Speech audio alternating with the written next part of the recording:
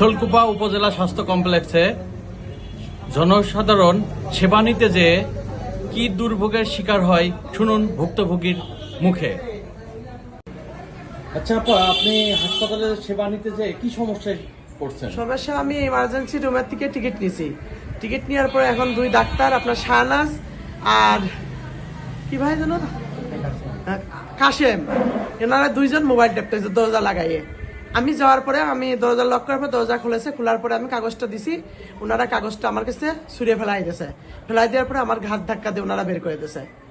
বের করে দেওয়ার পর আমি বেরিয়ে চলে আইছি। চলে আসার পরে কিছু সাংবাদিকরা আইসে, ওনারা আমার কাছে জিজ্ঞেস করেছে, আমি প্রশ্নের উত্তর দিছি। দেওয়ার পরে তারা একটা লিখে নিয়ে পরে ডাক্তারের কাছে দুই তলায় গেছি। পরে ওইখানে বলেছে তারা অভিযোগ দেওয়ার জন্য। আমি এটা অভিযোগ, আমি ডাক্তারের বরাবর আমি অভিযোগ দিচ্ছি। এটা আপনি অভিযোগ করছেন? হ্যাঁ, এটা আমি অভিযোগ করছি।